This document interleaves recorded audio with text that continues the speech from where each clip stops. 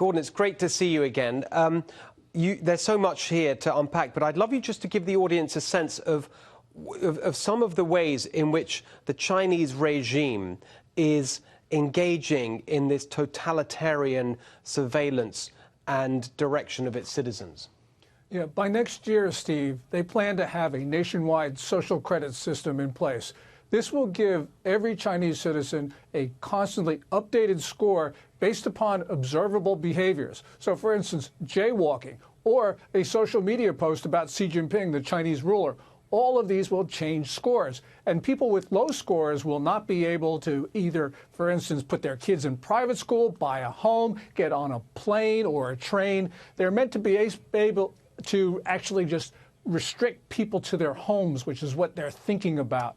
So, and when you put together the concentration camps that are in Tibet and Xinjiang, this really is a social control, totalitarian state.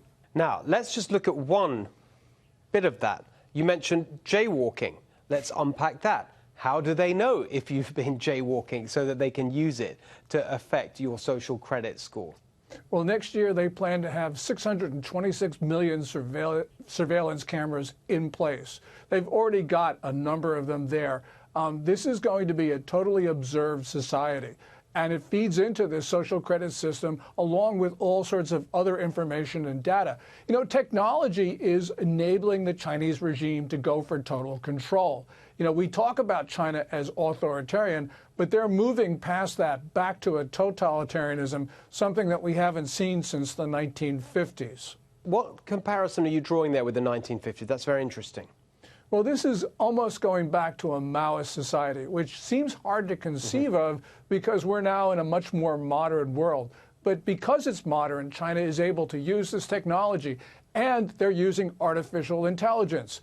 You know, they're using AI, for instance, to try to predict which people will commit crimes. This is Minority Report, but in reality. The surveillance is amazing because, of course, that is one of the centerpieces in 1984 of the government there. Just literally, you know, they have sort of cameras in your home, you know, screens that actually monitor what you do and report on any transgressive behavior. This is real now in China, isn't it? Yeah, it is. In the northwestern part of China, which China calls Xinjiang, and which the Muslim Uyghurs say is East Turkestan, they're now putting Chinese officials into people's homes to monitor them. And this is 24/7.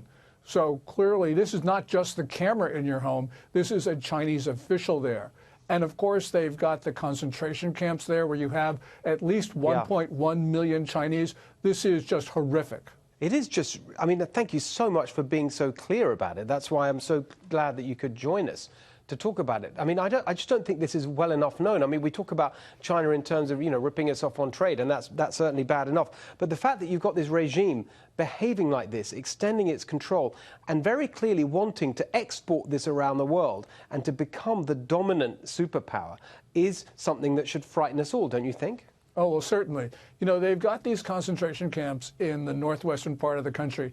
They're now building them in Tibet in the southwest. We probably are going to see them through the rest of the country as well. And, they're actually scoring foreign companies. So, you know, this is an ambition to actually dominate the world with their surveillance. And, of course, they're surveilling us in our own country, Steve. So we've got to be extremely concerned about China's reach beyond its own borders. Just quickly on that point, give us some of the ways that that's happening, how they're surveilling us here.